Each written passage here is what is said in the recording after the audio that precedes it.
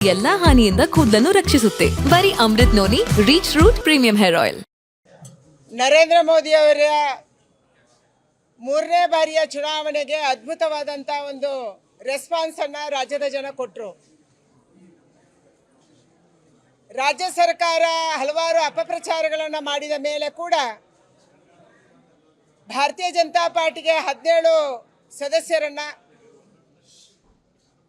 JDSಗೆ ನಮ್ಮ NDA join ಆಗಿರುವಂಥ JDSಗೆ 2 ಸದಸ್ಯರನ್ನ ಗೆಲ್ಲಿಸಿ 19 ಸೀಟ್ಗಳನ್ನು ಭಾರತೀಯ ಜನತಾ ಪಾರ್ಟಿ ಮತ್ತು JDS ಕರ್ನಾಟಕದಲ್ಲಿ ಗೆದ್ದಿತ್ತು.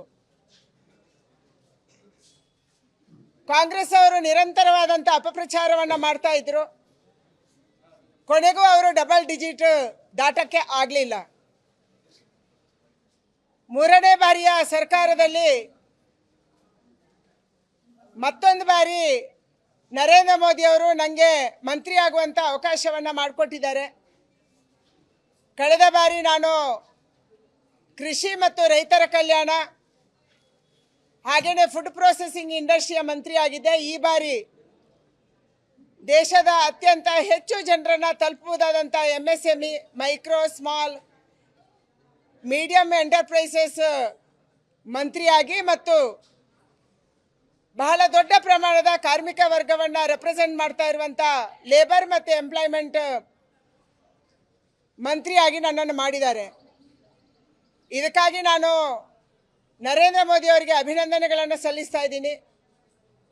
ಬೆಂಗಳೂರು ಉತ್ತರದಲ್ಲಿ ನನ್ನನ್ನು ಗೆಲ್ಲಿಸಿರುವಂಥ ನನ್ನೆಲ್ಲ ಕಾರ್ಯಕರ್ತರು, ನನ್ನ ಮುಖಂಡರು, ನನ್ನ ಮತದಾರ ಬಾಂಧವರಿಗೆ ನಾನು ಅಭಿನಂದನೆಗಳನ್ನು ಸಲ್ಲಿಸ್ತಾ ಇದ್ದೀನಿ. ನಿಮ್ಮ ಬೆಂಬಲದ ಕಾರಣಕ್ಕಾಗಿ ಇವತ್ತು ಮತ್ತೊಂದು ಬಾರಿ ಕೇಂದ್ರದಲ್ಲಿ ಮಂತ್ರಿ ಆಗುವಂಥ ಅವಕಾಶ ನನಗೆ ಸಿಕ್ಕಿದೆ. ಅದಕ್ಕಾಗಿ ನಾನು ಧನ್ಯವಾದಗಳನ್ನು ಹೇಳ್ತಾ ಇದ್ದೀನಿ. ಈ ಅಭಿನಂದನೆ ಇವತ್ತು ನನ್ನ ಕ್ಷೇತ್ರದ ಮುಖಂಡರು, ನನ್ನ ಕ್ಷೇತ್ರದ ಪದಾಧಿಕಾರಿಗಳು, ನನ್ನ ಕ್ಷೇತ್ರದ ಮತದಾರರಿಗೆ ಸಲ್ಲಿಸಬೇಕಾಗಿದೆ.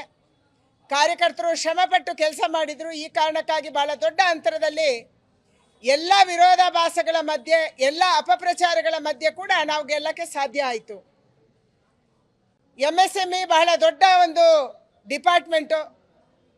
ಇವತ್ತು ಪ್ರಧಾನಮಂತ್ರಿಯವರ ಸಂಕಲ್ಪ ಇದೆ, ಮೇಕ್ ಇನ್ ಇಂಡಿಯಾದ ಮೂಲಕ ನಮ್ಮ ಗ್ರಾಮೀಣ ಕುಶಲಕರ್ಮಿಗಳಿಗೆ ಆದ್ಯತೆಯನ್ನು ಕೊಡಬೇಕು. 2 ಟೈರು 3 ಟೈರು ಸಿಟಿಗಳಲ್ಲಿ MSMEಯನ್ನು ಬೆಳೆಸಬೇಕು. ಒಂದು ದೊಡ್ಡ ಪ್ರಮಾಣದಲ್ಲಿ ಕೈಗಳಿಗೆ ಉದ್ಯೋಗ ಕೊಡುವಂಥ ಡಿಪಾರ್ಟ್ಮೆಂಟು ಅದು MSME. ಅದನ್ನು ಬೆಳೆಸಬೇಕು ಮತ್ತು ಈ ದೇಶದಲ್ಲಿರುವಂಥ ಕಾರ್ಮಿಕರ ಸಮಸ್ಯೆಗಳನ್ನು ಬಗೆಹರಿಸುವಂಥ ಪ್ರಯತ್ನವನ್ನು ಮಾಡಬೇಕನ್ನುವಂಥ ಉದ್ದೇಶವನ್ನು ಮೋದಿಯವರು ಹೊಂದಿದ್ದಾರೆ. ಅದಕ್ಕಾಗಿ ನಾವು ಈಗಾಗಲೇ ನಮ್ಮ ಇಲಾಖೆಯ ಕೆಲಸಗಳನ್ನು ಆರಂಭ ಮಾಡಿದ್ದೀವಿ. ನಮ್ಮ ಕ್ಯಾಬಿನೆಟ್ ಸಚಿವರ ನೇತೃತ್ವದಲ್ಲಿ ಈಗಾಗಲೇ ಮೀಟಿಂಗ್ಗಳು ಶುರುವಾಗಿದ್ದಾವೆ.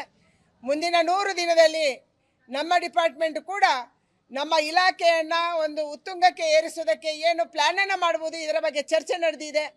ಕರ್ನಾಟಕ ರಾಜ್ಯದಲ್ಲಿ ಕೂಡ ಭಾಳ ದೊಡ್ಡ ಪ್ರಮಾಣದಲ್ಲಿ ಮೈಕ್ರೋ ಸ್ಮಾಲ್ ಇಂಡಸ್ಟ್ರೀಸು ನಮ್ಮ ಎಲ್ಲ ಭಾಗದಲ್ಲಿ ಕೂಡ ಇದೆ. ಇದಕ್ಕೆ ಆದ್ಯತೆಯನ್ನು ಕೊಟ್ಟು ಬರುವಂಥ ದಿನದಲ್ಲಿ ಕೆಲಸವನ್ನು ಮಾಡ್ತೀವಿ.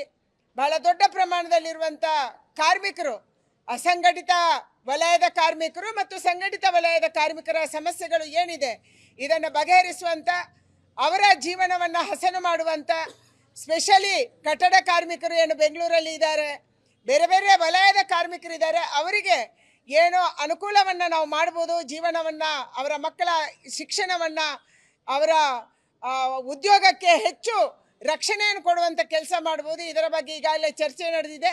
ಇದನ್ನು ಮುಂದಕ್ಕೆ ತಗೊಂಡೋಗುವಂಥ ಕೆಲಸವನ್ನು ಬರುವಂಥ ದಿನದಲ್ಲಿ ನಾವು ಮಾಡ್ತೀವಿ. ನನ್ನ ಜೀವನದಲ್ಲಿ ನಾನು ಮಾತ್ರವಲ್ಲ, ನನ್ನ ಕೂದಲು ಕೂಡ ಆಗಿರಬೇಕು ಸ್ಟ್ರಾಂಗ್ ಅಂಡ್ ಸ್ಟೈಲಿಶ್. ಬರೀ Amrut noni reach root premium hair oil ನೊಂದಿಗೆ. Reach root premium hair oil.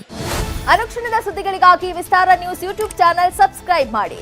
ಹೊಸ ಸುದ್ದಿಗಳ ನೋಟಿಫಿಕೇಶನ್ಗಾಗಿ ಬೆಲ್ ಐಕಾನ್ ಕ್ಲಿಕ್ ಮಾಡಿ. ಲೇಟೆಸ್ಟ್ ಅಪ್ಡೇಟ್ಸ್ಗಾಗಿ www.vistaranews.com ವೆಬ್ಸೈಟ್ಗೆ ವಿಸಿಟ್ ಮಾಡಿ.